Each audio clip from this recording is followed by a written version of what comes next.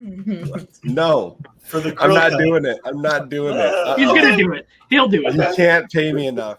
Stuff. I don't know if you heard that they used AI to generate a moving Anthony Bourdain. Oh yeah, I heard about that. They did some sketchy stuff with that. So, like morally speaking, I feel very conflicted now. I was all for it before. I was gonna watch it, but now I'm like, they did the thing.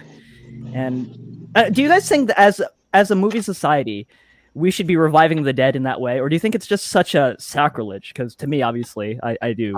We shouldn't be doing that. Like, I'm almost 100% on a no for that. I'm pretty close to 100%. I think for very specific things, it would be okay.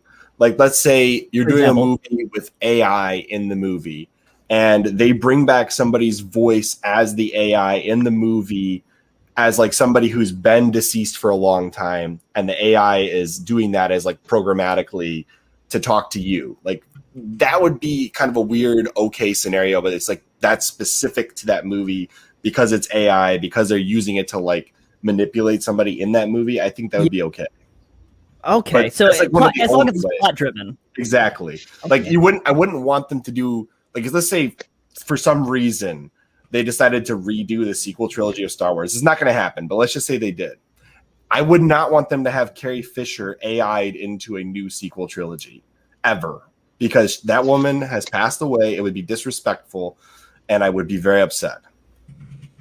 Well, you know they're eventually just going to have you actors sign away rights to their facial features, right? Yeah, it's going to happen, but I'm not okay with that. Yeah, there was a movie about that, I think. I haven't seen it, but I've heard about it. Yeah. It's going to be a thing because they did that with Rogue One. Yeah. He's technically the first actor that signed away the rights to his facial features. And so they just have his likeness on file as long as technology exists. Well, like I'm okay with, but not okay with it. Like, for example, do you remember that 3D light show where they did the Tupac concert using essentially 3D light show? Yeah. The hologram, yeah. The fake hologram. It's not, that's not like a real hologram. It's very difficult to explain the technology behind that. But it was essentially a light show with a bunch of projection screens creating a semi 3D image. Either way, it's not like a true hologram. A true hologram is like what you'd see in Star Wars. That's not what that was. Okay.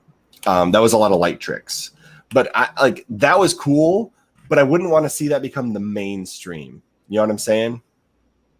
I have a quick kind of side note path to this. Now, Chris, okay, go ahead. Is your wife a Star Wars fan? I'm just curious. Okay, well, she liked Rogue One.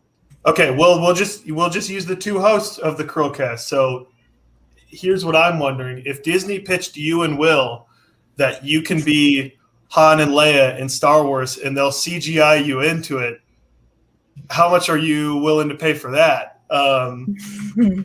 No. For the I'm not doing it. I'm not doing it. He's gonna do it. He'll do it. You can't pay me enough to be Han Solo in Disney Star Wars in its current state.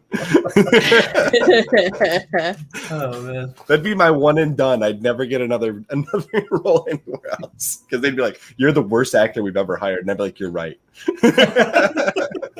Well,